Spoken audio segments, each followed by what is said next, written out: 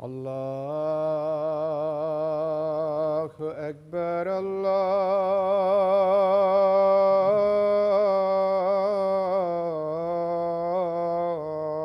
الله أكبر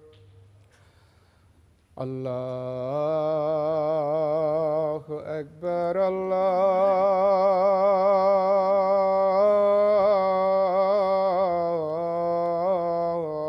الله أكبر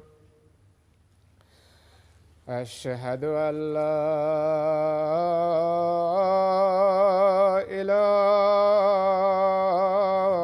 إله إلا الله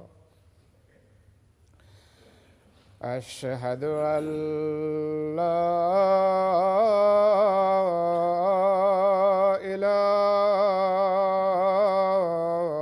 إله إلا الله أشهد أن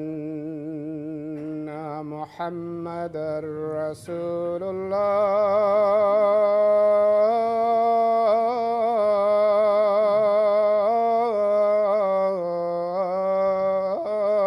الله أشهد أن محمدًا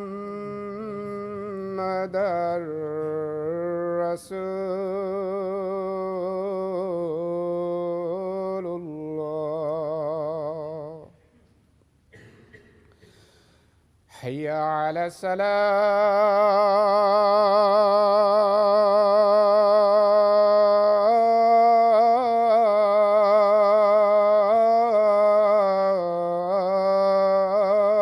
الصلاة حي على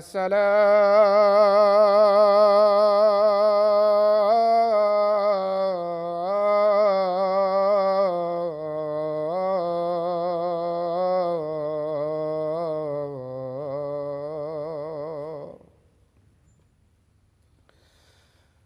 حي على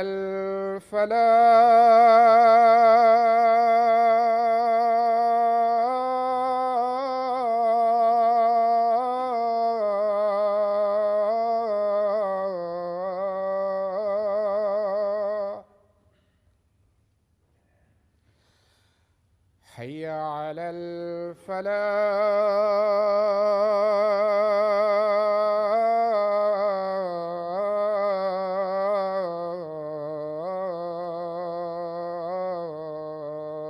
الفلاح الله أكبر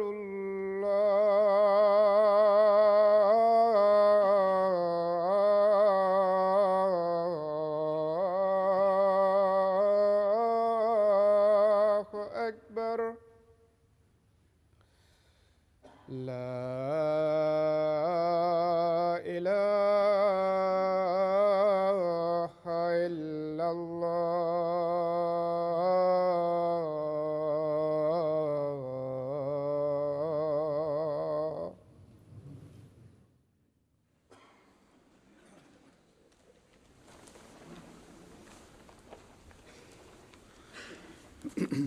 السلام عليكم ورحمة الله.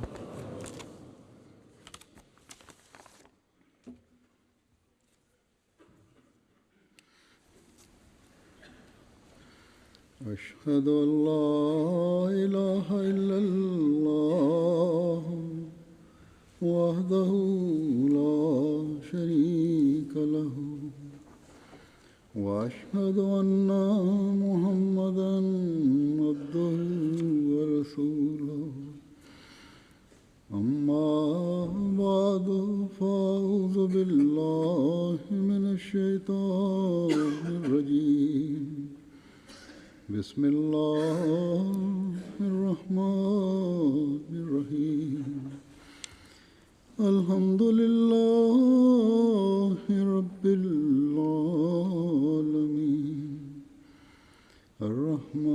الرحمن الرحيم مالك يوم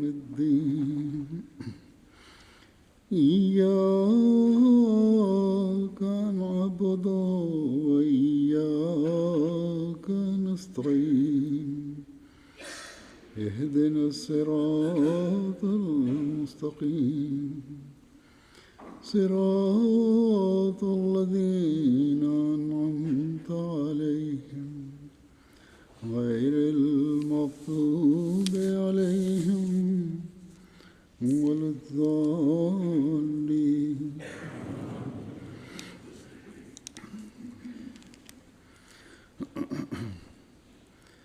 گزشتہ دنوں کسی نے ایک چھوٹی سی ویڈیو دکھائی کہ ایک افریقن مولوی بڑی عمر کے لوگوں کو قرآن پڑھا رہا ہے اور ذرا سی غلطی پر سوٹیوں سے مار مار کر ان کا برا حال کیا ہوا تھا.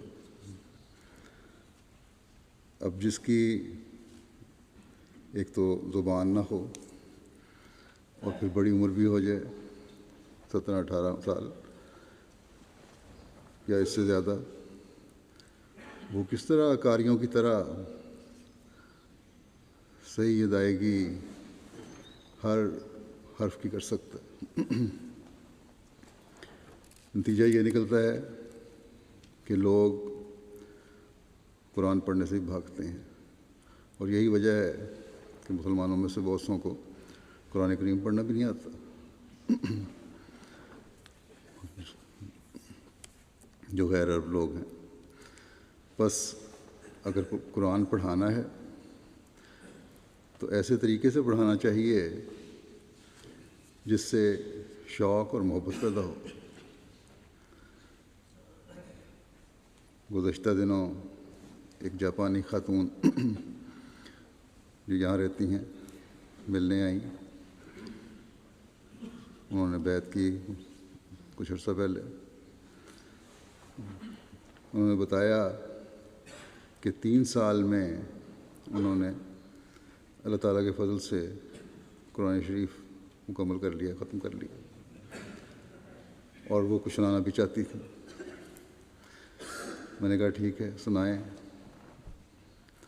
تو انہوں نے آیت الکرسی اس طرح ڈوب کر پڑھی کہ حیرت ہوتی تھی. تو اصل چیز یہی ہے کہ قرآن کریم سے ایسی محبت ہو کہ اس میں ڈوب کر اسے پڑھا جائے. صرف دکھاوے کے لیے قاریوں کی طرح گلے سے آوازیں نکال لینا تو مقصد نہیں ہے. اللہ تعالیٰ نے ترتیل سے پڑھنے کو حکم دیا ہے، ٹھہر ٹھہر کر، اور جس حد تک بہترین تلفظ ادا ہو سکتا ہے ادا کر کے پڑھا جائے. اگر ہم کہیں کہ ہم عربوں کی طرح الفاظ کی ادائیگی کر سکتے ہیں تو یہ مشکل ہے.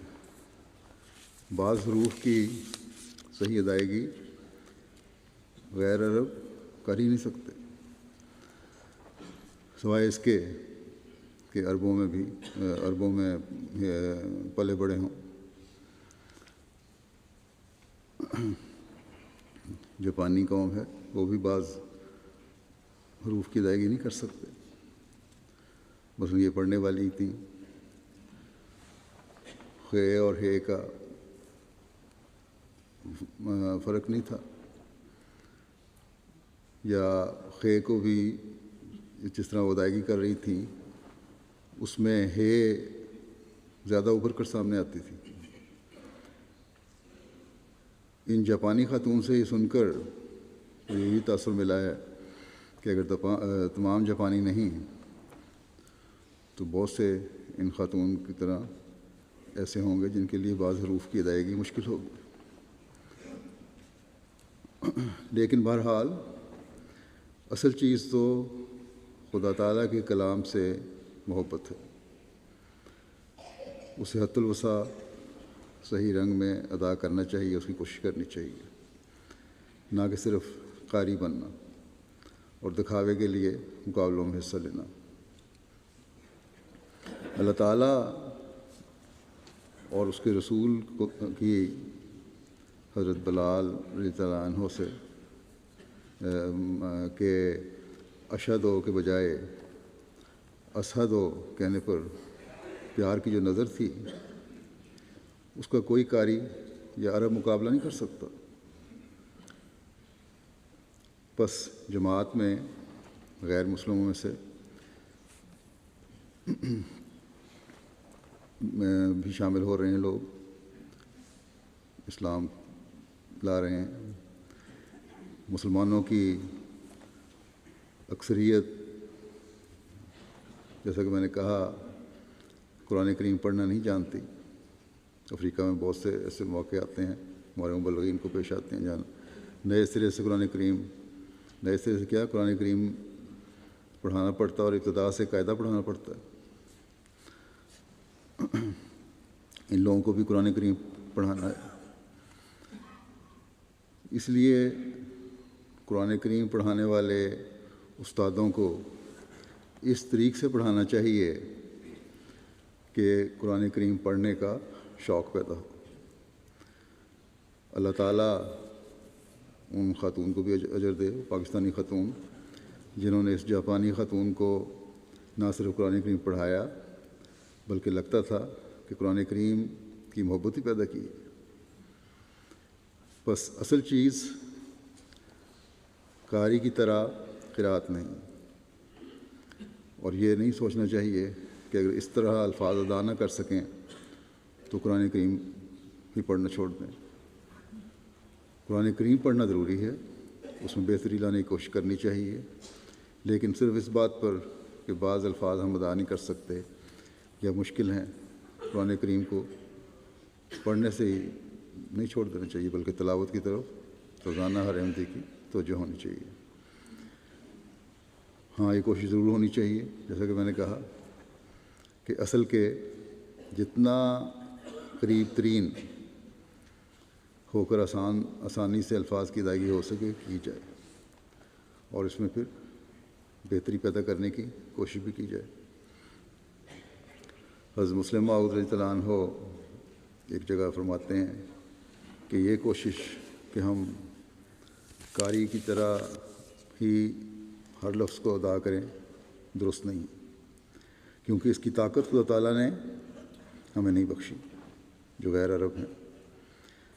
آپ فرماتے ہیں کہ میری مرحومہ بیوی ام طاہر بیان کرتی تھیں کہ ان کے والد صاحب کو قرآن پڑھنے پڑھانے کا بہت شوق تھا۔ انہوں نے لڑکوں کو پڑھانے کے لیے استاد رکھے ہوئے تھے، اپنے بچوں کو پڑھانے کے لیے، اور لڑکی کو بھی قرآن پڑھانے کے لیے اسی کے سپرد کیا ہوا تھا۔ ام طاہر بتاتی ہیں کہ وہ استاد بہت مارا کرتے تھے، اور ہماری انگلیوں میں شاخیں ڈال کر، چھوٹی درخت کی ٹہنیاں پینسل کی طرح لے کے، بعض لوگ پینسلیں بھی ڈالتے تھے، استاد شاخیں انگلیوں میں ڈال کر انہیں دباتے تھے، مارتے تھے، پیٹتے تھے، اس لیے کہ ہم صحیح طور پر تلفظ کیوں ادا نہیں کرتے۔ ہم پنجابی لوگوں کا لہجہ بھی ایسا ہی ہے کہ ہم عربوں کی طرح عربی کے الفاظ ادا نہیں کر سکتے۔ حضرت مسلم موعود نے پھر اس عرب کو واقعہ بیان کیا جس کا میں گزشتہ خطبہ میں بیان کر چکا ہوں کہ وہ حضرت مسیح علیہ السلام کو ملنے آیا، تو جب حضرت مسیح علیہ السلام نے 2-3 دفعہ ضاد کا استعمال کیا تو کہنے لگا کہ آپ کس طرح مسیح موعود ہو سکتے ہیں، آپ کو تو ضاد بھی کہنا نہیں آتا۔ اس عرب نے یہ بڑی لغو حرکت کی تھی۔ ہر ملک کا اپنا لہجہ ہوتا ہے۔ عرب خود کہتے ہیں کہ ہم ناطقین بالضاد ہیں، ہندوستانی اسے ادا نہیں کر سکتے۔ حضرت مسلم موعود رضی اللہ عنہ فرماتے ہیں کہ ہندوستانی لوگ اسے یا تو دعاد کر کے پڑھتے ہیں یا ذات پڑھ کے پڑھتے ہیں، لیکن اس کے مخارج اور ہیں۔ بس جب عرب خود کہتے ہیں کہ ہم ناطقین بالضاد ہیں اور کوئی صحیح طور پر اسے ادا نہیں کر سکتا، تو پھر اعتراض کرنے کی بات ہی کیا ہوئی۔ بس عرب احمدیوں کو بھی اس بات کو سامنے رکھنا چاہیے. عموماً اکثریت تو اس بات کو سمجھتی ہے، لیکن بعض کی طبیعتوں میں کچھ فخر کی حالت بھی ہوتی ہے. ایک پاکستانی عورت ایک عرب سے بیاہی ہوئی ہے، وہ بھی اپنی طرف سے حلق سے آواز نکال کر سمجھتی ہے کہ میں نے صحیح تلفظ ادا کر دیا، حالانکہ وہ صحیح نہیں ہوتا.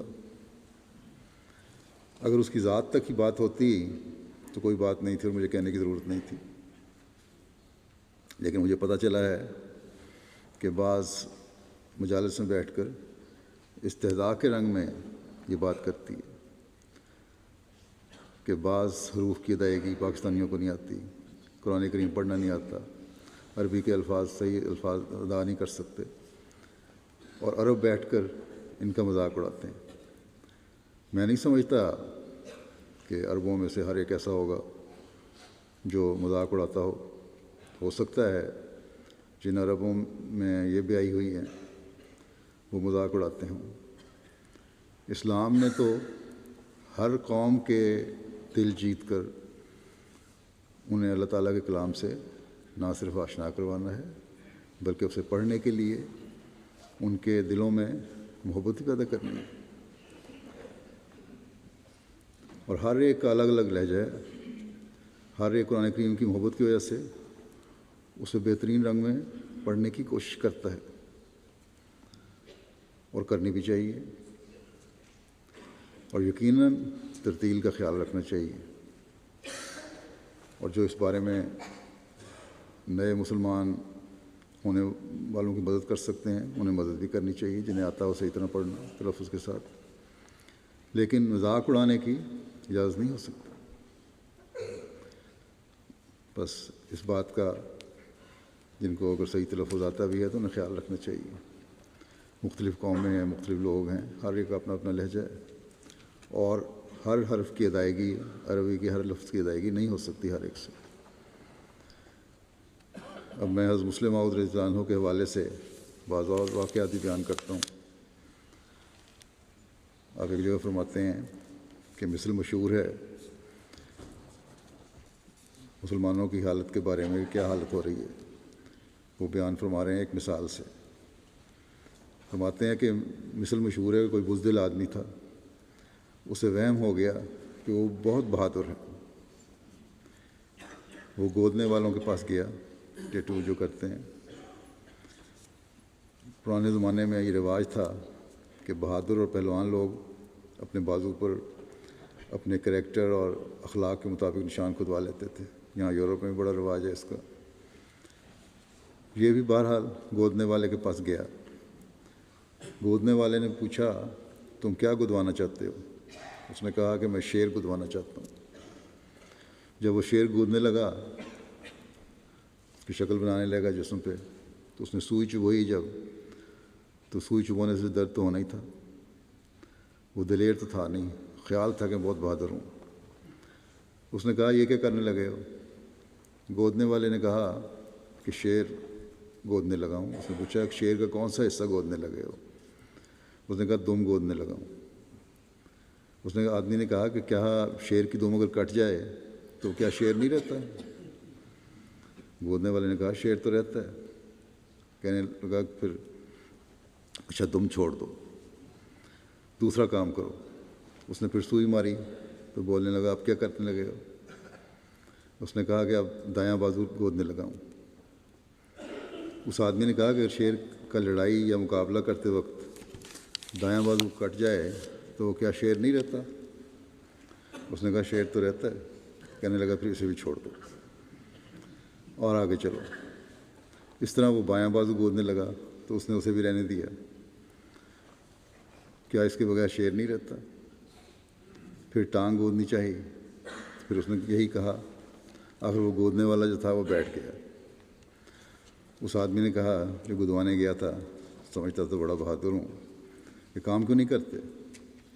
گودنے والے نے کہا اب کچھ رہ نہیں گیا، میں کروں کیا؟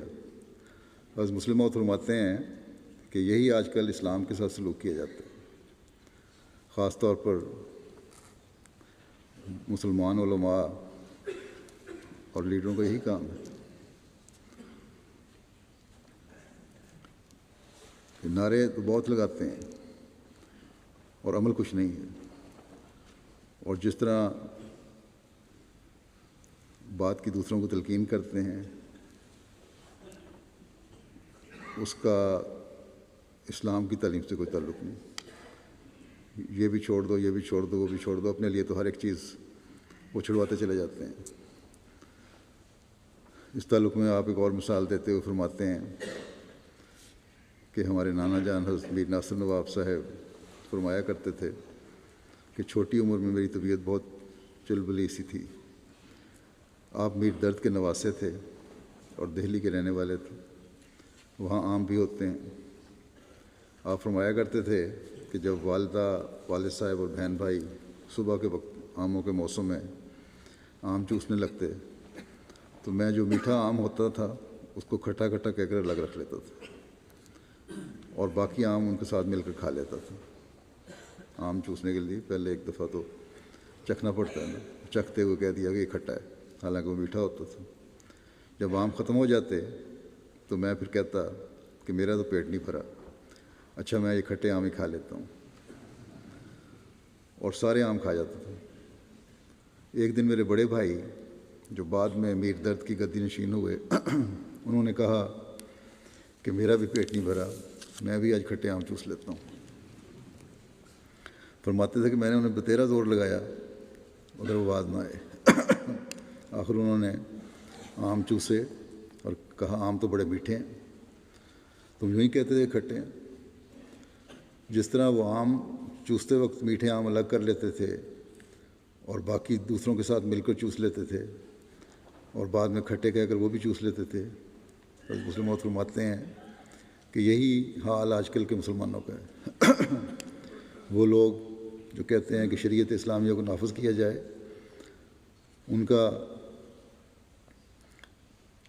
اگر یہ حال ہو تو ان لوگوں کا کیا حال ہے جو اسلام کو جانتے ہی نہیں. اسلام کی شریعت نافذ کرنے والے بھی اسی طرح کرتے ہیں کہ دھوکہ دہی سے اپنے لیے علیحدہ چیزیں رکھتے چلے جاتے ہیں. یہ تو بچپنا تھا ان کا، لیکن یہاں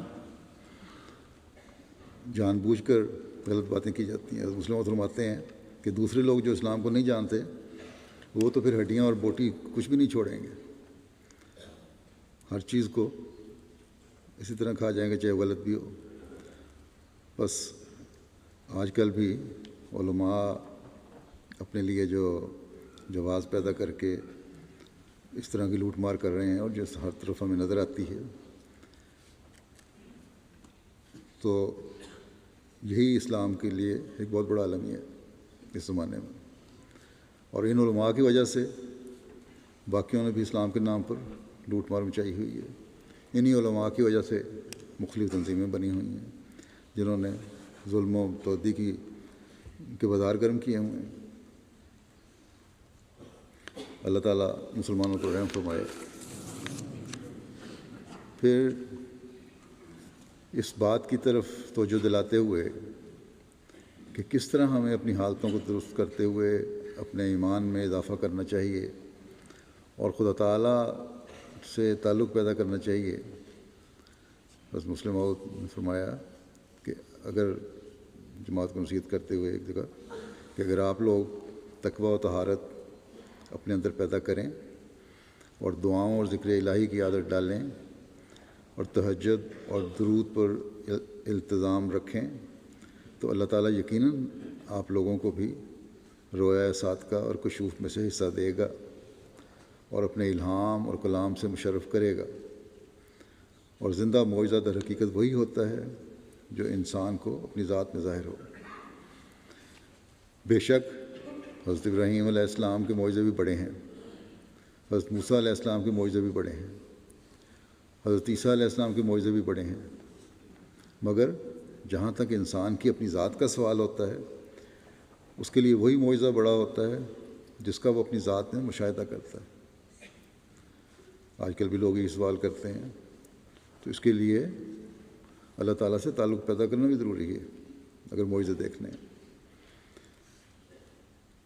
ایمان میں زیادتی اور ذاتی نشان کی مثال دیتے ہوئے آپ حضرت صاحبزادہ عبداللطیف شہید صاحب کا ذکر کرتے ہوئے فرماتے ہیں کہ صاحبزادہ عبداللطیف صاحب شہید کو دیکھ لو، انہوں نے جب احمدیت قبول کی اور قادیان میں کچھ عرصہ ٹھہرنے کے بعد کابل واپس گئے تو وہاں کے گورنر نے انہیں بلایا اور کہا کہ توبہ کر لو۔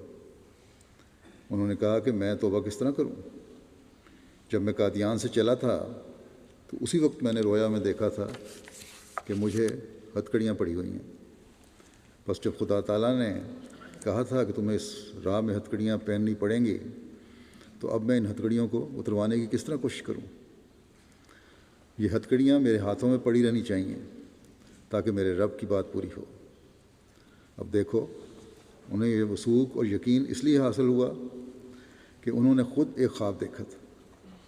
اسی طرح خواہ کوئی کتنا ہی قلیل علم رکھتا ہو، اگر وہ کوئی خواب دیکھ لے تو بزدلی کی وجہ سے وہ اس کو چھپا لے تو اور بات ہے، ورنہ اپنی جھوٹی خواب پر بھی اسے اس سے زیادہ یقین ہوتا ہے۔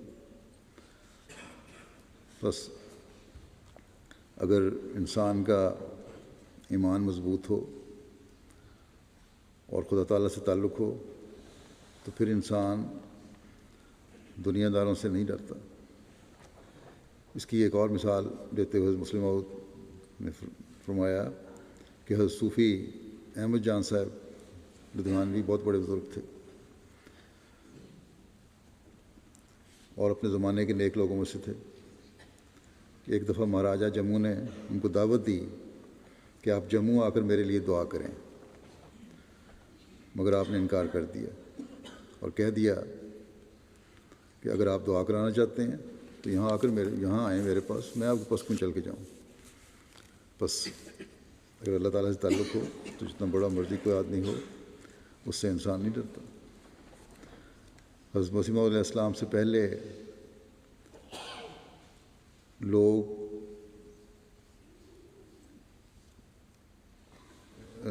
لوگوں کی آپ سے کس قدر عقیدت تھی اس کے، اور پھر آپ کے دعوے کے بعد کیا حالت ہو گئی، اس کا ذکر کرتے ہوئے مسلم موعود نے بیان کیا کہ دیکھو، براہین احمدیہ کی شہرت کو مد نظر رکھتے ہوئے ہم کہہ سکتے ہیں کہ لاکھوں آدمی آپ سے بڑی عقیدت رکھتے تھے۔ ایک کی تو شہادت ہی موجود ہے جو دعوے سے پہلے ہی وفات پا گئے، یعنی حضرت صوفی احمد جان صاحب جن کا بھی پہلے ذکر ہوا ہے، جنہوں نے راجے کو کہا تھا کہ دعا کروانی ہے تو یہاں آؤ۔ صوفی احمد جان صاحب لدھیانوی نے دعویٰ سے قبل حضرت مسیح علیہ السلام کا ذکر کرتے ہوئے لکھا ہے، پہلے بھی ہم کئی دفعہ سن چکے ہیں، آپ کا ایک شعر ہے کہ سب مریضوں کی ہے تمہیں پہ نظر، تم مسیحا بنو خدا کے لیے۔ یہ تو ایک دوربین ولی اللہ کی نظر تھی۔ صوفی احمد جان صاحب تو ایک ولی اللہ تھے، ان کی ایک دوربین نظر تھی، جنہوں نے دیکھ لیا کہ حضرت مسیح علیہ السلام بھی مسیح موعود ہیں، چاہے دعویٰ ہے یا نہیں۔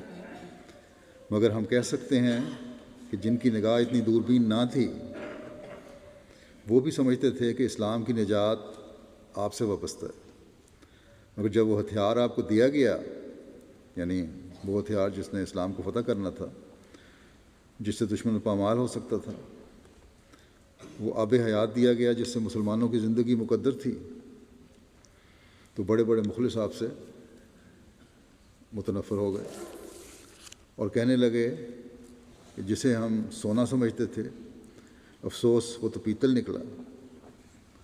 ایسے لاکھوں انسان یکدم بزدن ہو گئے، حتیٰ کہ جب آپ نے بیعت کا اعلان کیا تو پہلے روز صرف 40 اشخاص نے بیعت کی۔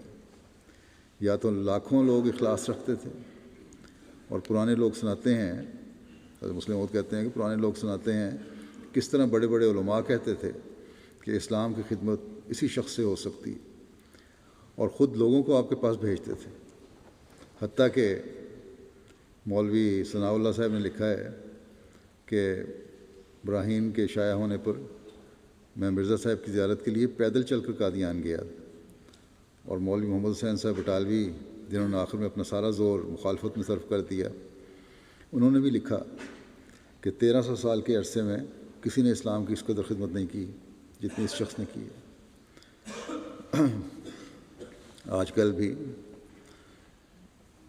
مختلف اسلامی نام نہاد اسلامی ٹی وی چینل کہنا چاہیے،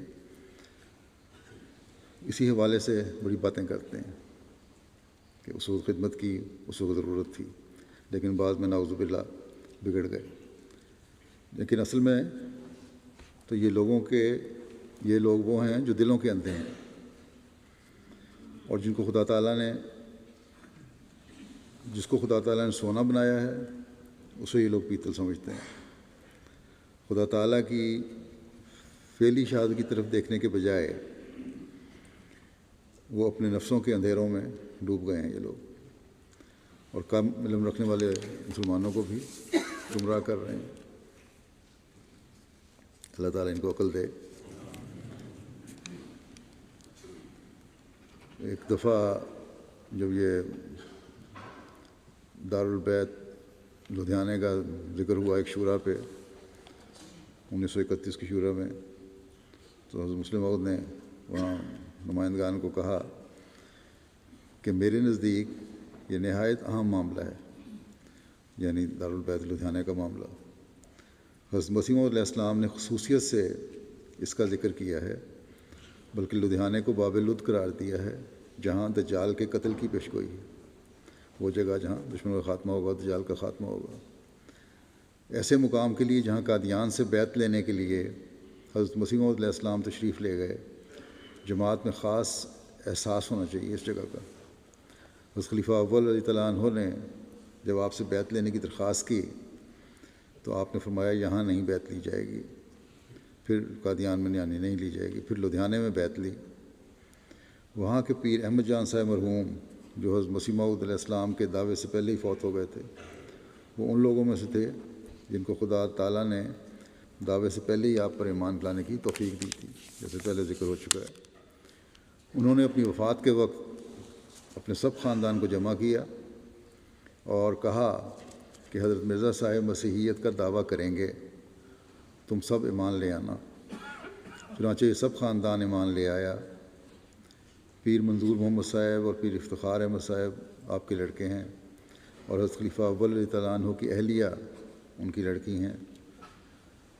مسلم موعود فرماتے ہیں کہ میرا ارادہ ہے کہ اس مقام کا خاص طور پر نقشہ بنایا جائے اور بیت کے مقام پر ایک علیحدہ جگہ تجویز کی جائے اور نشان لگا دیا جائے اور اس موقع پر وہاں جلسہ کیا جائے۔ 40 آدمیوں سے حضرت مسیح موعود علیہ السلام نے اس جگہ بیعت لی تھی، ان سب کے نام اس جگہ لکھ دیے جائیں۔ لدھیانہ گھر اب اللہ تعالیٰ کے فضل سے جماعت کے پاس ہے، وہاں جماعت کس حد تک اس نے اس پر عمل کیا ہے، کیا ہو رہا ہے، وہ مجھے اس وقت میرے پاس نہیں ہے، اس کی ریکارڈ بہرحال پتہ لگ جائے گا۔ تو اس یادگار کو یادگار بنانے کی کوشش بہرحال کی جا رہی ہے۔ پھر لدھیانہ اور پیشگوئی مسلم موعود کا ذکر فرماتے ہوئے حضرت مسلم موعود ایک جگہ فرماتے ہیں کہ حضرت صلی اللہ علیہ وسلم نے خواب دیکھا تھا کہ آپ کے سامنے جنت کے انگوروں کا ایک خوشہ لایا گیا ہے، اور پھر آپ کو بتایا گیا کہ یہ ابو جہل کے لیے ہے۔ اس کی تعبیر یہ تھی کہ اس کے بیٹے اکرمہ کو جنت ملے گی، چنانچہ ایسا ہی ہوا۔ پھر آپ نے واقعہ بیان کیا کہ اللہ تعالیٰ نے ابو جہل کے لڑکے کو ایسا نیک کیا کہ اس نے دین کے لیے شاندار قربانیاں کیں۔ ایک جنگ کے موقع پر مسلمانوں کو سخت مشکلات کا سامنا ہوا۔ عیسائی تیر انداز تاک تاک کر مسلمانوں کی آنکھوں میں تیر مارتے تھے، اور صحابہ رضوان اللہ علیہم شہید ہوتے جاتے تھے۔ اکرمہ نے کہا مجھ سے یہ نہیں دیکھا جاتا، ابو جہل کے بیٹے تھے، اور اپنی فوج کے افسر سے کہا کہ آپ مجھے اجازت دیں کہ میں ان پر حملہ کروں، اور 60 بہادروں کو ساتھ لے کر دشمن کے لشکر کے قلب پر حملہ کر دیا، مرکز میں جا کے، اور ایسا شدید حملہ کیا کہ اس کے کمانڈر کو جان بچانے کے لیے بھاگنا پڑا، جس سے دشمن کے لشکر میں بھگدڑ مچ گئی۔ یہ جان باز ایسی بہادری سے لڑے کہ جب اسلامی لشکر وہاں پہنچا تو تمام کے تمام یا تو شہید ہو چکے تھے یا سخت زخمی پڑے تھے۔ حضرت اکرمہ رضی تعالیٰ عنہ بھی سخت زخمی تھے۔ ایک افسر پانی لے کر زخمیوں کے پاس آیا اور اس نے پہلے اکرمہ کو پانی دینا چاہا، مگر آپ نے دیکھا کہ حضرت سہیل بن عمر پانی کی طرف دیکھ رہے ہیں۔ آپ نے اس افسر سے کہا کہ پہلے سہیل کو پانی پلاؤ، پھر میں پیوں گا۔ میں یہ برداشت نہیں کر سکتا کہ میرا بھائی پیاس کی حالت میں پاس پڑا رہے اور میں پانی پی لوں۔ وہ سہیل کے پاس پانی لے کر پہنچا تو اس کے پاس حارث بن ہشام زخمی پڑے تھے۔ سہیل نے کہا کہ پہلے حارث کو پانی پلاؤ۔ وہ حارث کے پاس پہنچا تو وفات ہو چکے تھے۔ پھر وہ واپس سہیل کے پاس آیا تو وہ بھی وفات پا چکے تھے، اور جب وہ اکرمہ کے پاس پہنچا تو ان کی روح بھی پرواز کر چکی تھی۔ تو یہ اکرمہ ابو جہل کے لڑکے تھے۔ بس اگر کوئی شخص شریر ہو، بے دین ہو اور جھوٹا ہو تو کون کہہ سکتا ہے کہ اس کا بیٹا بھی ضرور اس جیسا ہی ہوگا؟ مگر خدا تعالیٰ کے کلام میں ایسی شہادتیں ہوتی ہیں جو اس کی صداقت کو واضح کر دیتی ہیں، اور جس میں شہادت نہ ہو وہ ماننے کے قابل ہی نہیں ہوتا۔ یہ اصل ذکر یہ ہے کہ اصل چیز یہ ہے اللہ تعالیٰ کی کہ پیش گوئیاں جب ہوتی ہیں تو وہ کس طرح پوری ہوتی ہیں۔ حالانکہ جب یہ پیش گوئی خواب دیکھی، رویا دیکھا حضرت صلی اللہ علیہ وسلم نے، تو آپ بڑے پریشان ہوئے تھے کہ یہ کس طرح ہو سکتا ہے کہ ابو جہل جنت میں ہو اور میں اس کو انگوروں کا خوشہ دے رہا ہوں۔ تو اس سے مراد اصل میں یہی تھی کہ ان کے بیٹے ایمان لے آئیں گے اور اسلام کی خاطر غیر معمولی قربانی کریں گے۔ حضرت مسلم موعود فرماتے ہیں کہ حضرت مسیح موعود علیہ الصلوۃ والسلام کی اس پیش گوئی میں بھی، یعنی مسلم موعود والی پیش گوئی میں بھی دوسری پیش گوئیوں کی طرح بہت سی شہادتیں موجود ہیں۔ آپ نے ایسے وقت میں جب قادیان کے لوگ بھی آپ کو نہ جانتے تھے یہ پیش گوئی فرمائی۔ قادیان کے کئی بوڑھے لوگوں نے سنایا ہے کہ ہم آپ کو جانتے ہی نہ تھے، ہم سمجھا کرتے تھے کہ غلام مرتضیٰ صاحب کا ایک ہی لڑکا ہے جس کا نام مرزا غلام قادر ہے۔ تو ایسا شخص جو خود گمنام ہو، جسے اس کے گاؤں کے لوگ بھی نہ جانتے ہوں، یہ پیش گوئی کرتا ہے کہ اللہ تعالیٰ اسے اولاد دے گا جو زندہ بھی رہے گی، اور اس کے لڑکوں میں سے ایک لڑکا ایسا ہوگا جو دنیا کے کناروں تک شہرت پائے گا، اور اس کے ذریعے اس کی تبلیغ بھی دنیا کے کناروں تک پہنچے گی۔ کون ہے جو اپنے پاس سے ایسی بات کہہ سکے؟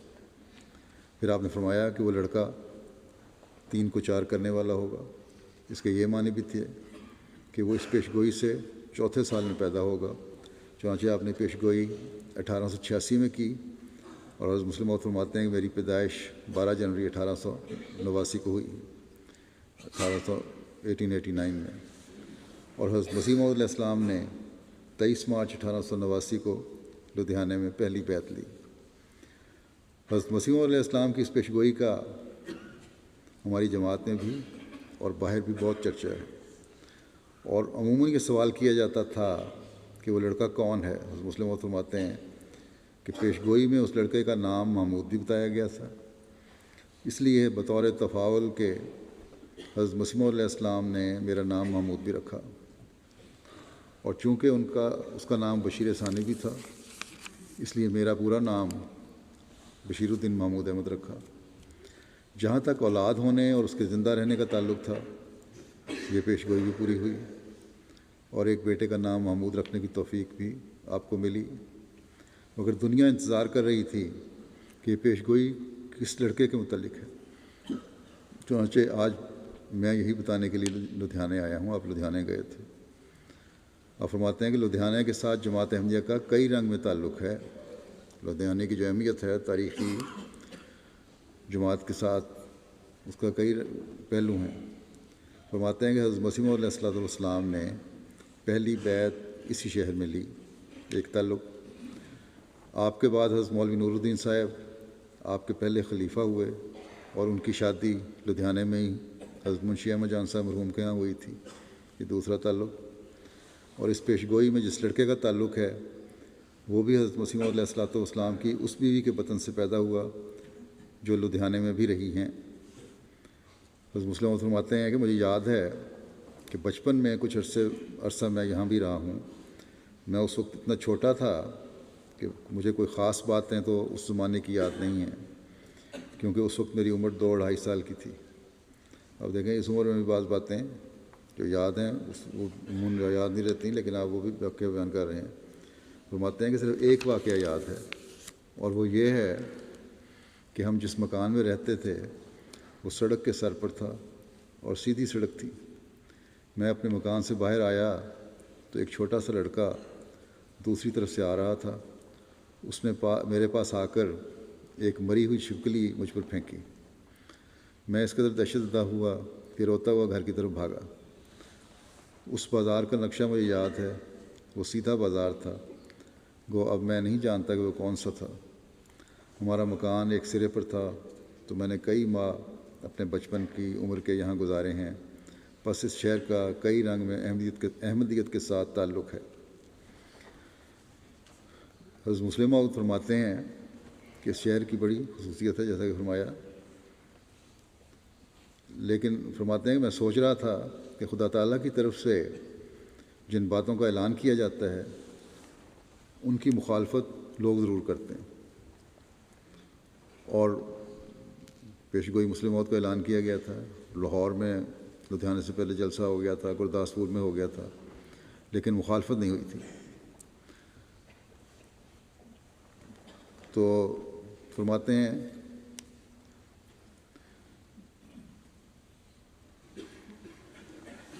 یہ باوجود اس کے میرے اعلان کے بعد یہ پیش گوئی پوری ہو چکی ہے، میرے پر مخالفت نہیں ہوئی تھی۔ کسی نے مخالفت کیوں نہیں کی؟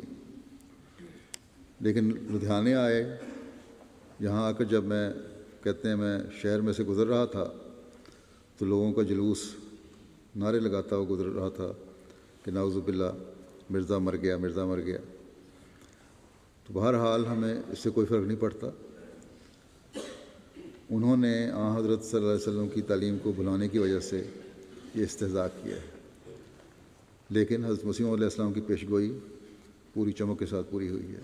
آگے حضرت مسلم موعود نے یہ دعا بھی کی ہے کہ اللہ کرے کہ لدھیانے کے لوگوں کو حضرت مسیح علیہ السلام کو ماننے کی توفیق بھی عطا ہو، اور آج جو مخالفت میں نعرے لگا رہے ہیں کل حق میں نعرے لگانے والے ہوں۔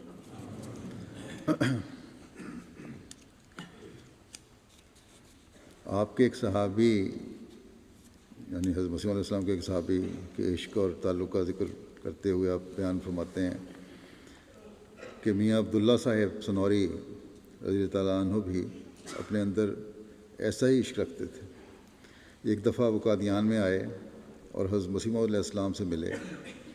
حضرت مسیح علیہ السلام ان سے کوئی کام لے رہے تھے، اس لیے جب میاں عبداللہ صاحب سنوری کی چھٹی ختم ہو گئی اور انہوں نے حضرت مسیح علیہ السلام سے جانے کے لیے اجازت طلب کی تو حضور نے فرمایا ابھی ٹھہر جاؤ۔ چنانچہ انہوں نے مزید رخصت کے لیے درخواست بھجوا دی، مگر محکمے کی طرف سے جواب آیا کہ اور چھٹی نہیں مل سکتی۔ انہوں نے اس امر کا حضرت مسیح علیہ السلام سے ذکر کیا تو آپ نے پھر فرمایا کہ ابھی ٹھہرو۔ چنانچہ انہوں نے لکھ دیا کہ میں ابھی نہیں آ سکتا۔ اس پر محکمے والوں نے انہیں ڈسمس کر دیا۔ سرکاری محکمہ تھا۔ 4 یا 6 مہینے جتنا عرصہ حضرت مسیح علیہ السلام نے انہیں رہنے کے لیے کہا تھا وہ یہاں ٹھہرے رہے۔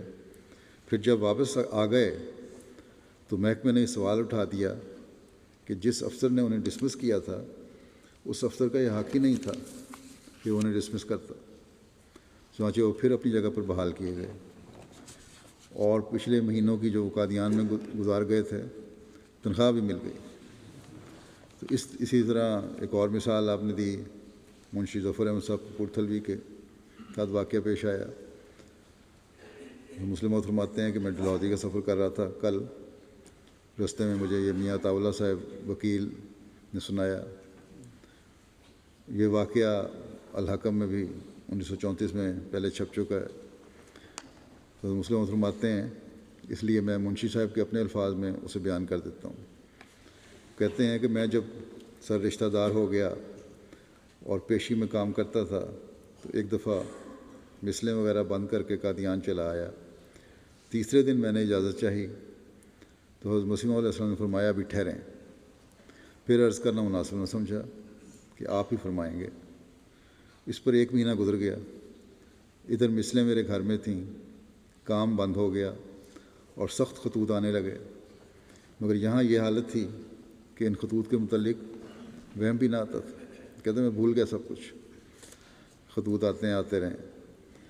حضور کی صحبت میں ایک ایسا لطف اور محویت تھی کہ نہ نوکری کے جانے کا خیال تھا اور نہ کسی باز پرسی کا اندیشہ۔ آخر ایک نہایت ہی سخت خط وہاں سے آیا۔ کہتے ہیں میں نے وہ خط حضرت مسیح علیہ السلام کے سامنے رکھ دیا۔ آپ نے پڑھا اور فرمایا لکھ دو، ہمارا آنا نہیں ہوتا، ہم نہیں ابھی آ سکتے۔ میں نے وہی فقرہ لکھ دیا۔ اس پر 1 مہینہ اور گزر گیا۔ تو ایک دن فرمایا کتنے دن ہو گئے؟ پھر حضرت مسیح علیہ السلام نے آپ ہی گننے لگے اور فرمایا اچھا آپ چلے جائیں۔ میں چلا گیا اور کپورتھلا پہنچ کر لالا ہرچند داس مجسٹریٹ کے مکان پر گیا۔ مجسٹریٹ کے وہیں عدالت میں ملازمت تھی، تاکہ معلوم کروں کہ کیا فیصلہ ہوتا ہے، نوکری میں رکھنا ہے، نکال دیا ہے، جرمانہ کرنا ہے، کیا ہوا۔ جو ان کے گھر گیا تو انہوں نے کہا منشی جی آپ کو مرزا صاحب نے نہیں آنے دیا ہوگا، یہی بات کی مجسٹریٹ نے۔ میں نے کہا ہاں۔ تو مجسٹریٹ صاحب کہنے لگے کہ ان کا حکم مقدم ہے، یعنی حضرت مسیح علیہ السلام کا۔ تو مسلم موعود کہتے ہیں کہ میاں عطا اللہ صاحب کی روایت میں اس قدر زیادہ ہے کہ منشی صاحب مرحوم نے فرمایا کہ جب حضرت مسیح موعود علیہ السلام نے فرمایا کہ لکھ دو کہ ہم نہیں آ سکتے، تو میں نے وہی الفاظ لکھ کر مجسٹریٹ کو بھجوا دیے۔ یہ ایک گروہ تھا، حضرت مسلم موعود فرماتے ہیں کہ یہ ایک گروہ تھا جس نے عشق کا ایسا اعلیٰ درجے کا نمونہ دکھایا کہ ہماری آنکھیں اب پچھلی جماعتوں کے آگے نیچی نہیں ہو سکتی۔ ہماری جماعت کے دوستوں میں کتنی ہی کمزوریاں ہوں، کتنی ہی غفلتیں ہوں، لیکن اگر موسیٰ کے صحابی ہمارے سامنے اپنا نمونہ پیش کریں تو ہم ان کے سامنے اس گروہ کا نمونہ پیش کر سکتے ہیں۔ اسی طرح عیسیٰ کے صحابی اگر قیامت کے دن اپنے اعلیٰ کارنامے پیش کریں تو ہم فخر کے ساتھ ان کے سامنے اپنے ان صحابہ کو پیش کر سکتے ہیں۔ اور یہ جو رسول کریم صلی اللہ علیہ وسلم نے فرمایا کہ میں نہیں کہہ سکتا کہ میری امت اور مہدی کی امت میں کیا فرق ہے، تو در حقیقت ایسے ہی لوگوں کی وجہ سے فرمایا ہے۔ یہ وہ لوگ تھے جو ابوبکر رضی اللہ عنہ ہو اور عمر رضی اللہ عنہ ہو اور عثمان رضی اللہ عنہ ہو اور علی رضی اللہ عنہ ہو اور دوسرے صحابہ رضوان اللہ علیہم کی طرح ہر قسم کی قربانیاں کرنے والے تھے، اور خدا تعالیٰ کی راہ میں ہر قسم کے مصائب برداشت کرنے کے لیے تیار رہتے تھے۔ حضرت خلیفہ اول رضی اللہ عنہ کو ہی دیکھ لو، ان کو خدا نے چونکہ خود جماعت میں ایک ممتاز مقام بخش دیا ہے، اس لیے میں نے ان کا نام نہیں لیا، ورنہ ان کی قربانیوں کے واقعات بھی حیرت انگیز ہیں۔ آپ جب قادیان میں آئے تو اس وقت بھیرے میں آپ کی پریکٹس جاری تھی، مطب کھلا تھا اور کام بڑے وسیع پیمانے پر جاری تھا۔ حضرت مسیح علیہ السلام نے جب آپ نے واپس جانے کی اجازت طلب کی تو آپ نے فرمایا کیا جانا ہے، آپ اسی جگہ رہیں۔ پھر حضرت خلیفہ اول رضی اللہ عنہ خود اسباب لینے کے لیے بھی نہیں گئے، اپنا سامان لینے نہیں گئے، بلکہ کسی دوسرے آدمی کو بھیج کر بھیرے سے اپنا اسباب منگوایا۔ یہی وہ قربانیاں ہیں جو جماعتوں کو خدا تعالیٰ کے حضور ممتاز کیا کرتی ہیں، اور یہی وہ مقام ہے جس کے حاصل کرنے کی ہر شخص کو جد و جہد کرنی چاہیے۔ خالی فلسفیانہ ایمان انسان کے کسی کام نہیں آ سکتا۔ انسان کے کام آنے والا وہی ایمان ہے جس میں عشق اور محبت کی چاشنی ہو۔ فلسفی اپنی محبت کے کتنے ہی دعوے کرے، ایک دلیل بازی سے زیادہ ان کی وقت نہیں ہوتی، کیونکہ اس نے صداقت کو دل کی آنکھ سے نہیں بلکہ محض عقل کی آنکھ سے دیکھا ہوتا ہے۔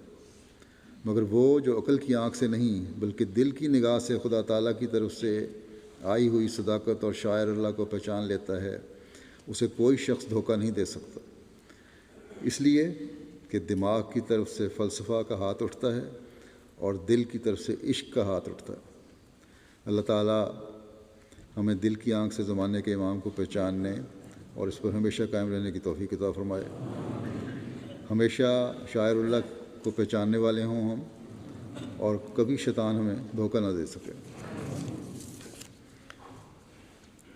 نماز کے بعد میں ایک جنازہ غائبی پڑھاؤں گا جو ہمارے درویش بھائی کا ہے، مکرم مولوی خورشید احمد صاحب پر بھاکر ابن مکرم چودھری نواب الدین صاحب۔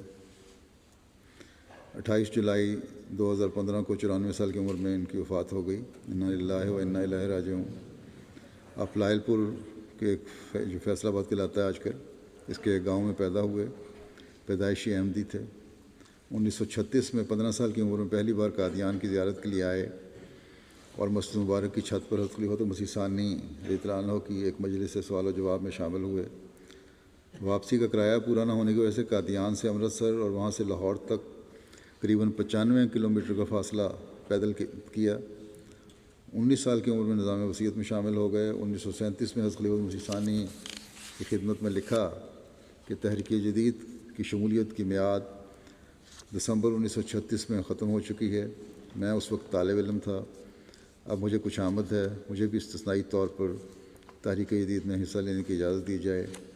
اس پر حضرت خلیفۃ مسیح ثانی نے آپ کو اور ان تمام بے روزگار طلباء کو جو برسر روزگار ہو گئے تھے اجازت مرحمت فرمائی۔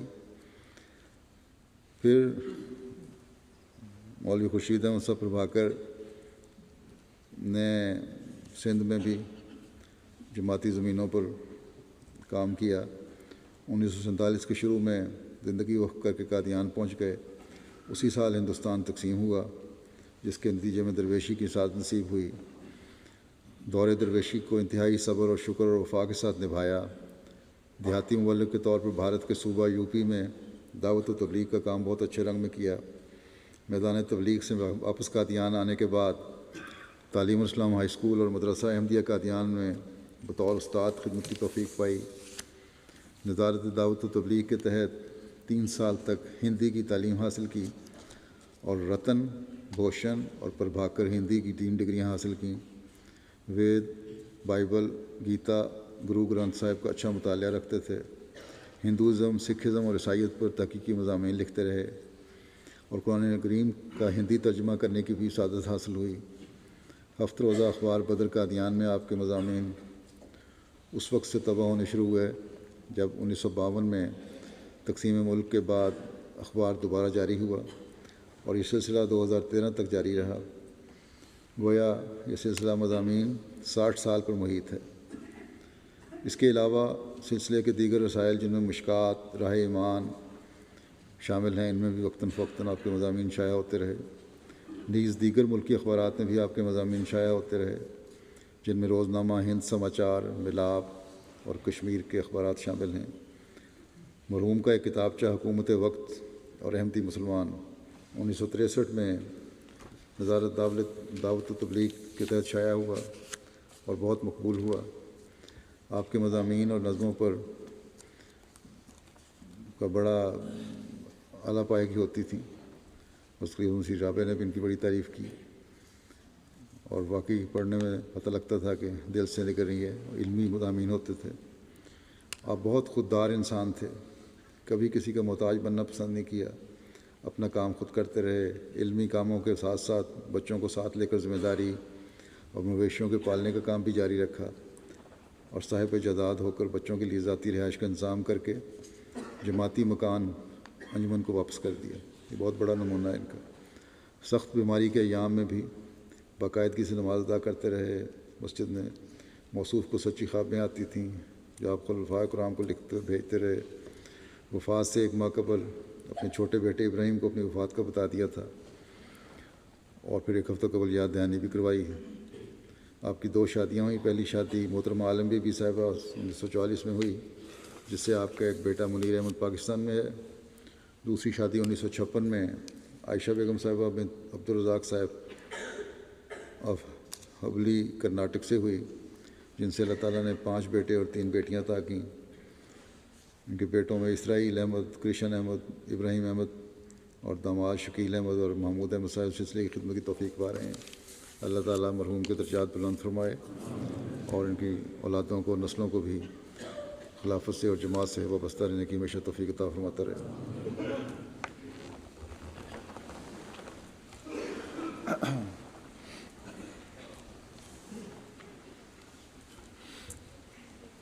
الحمد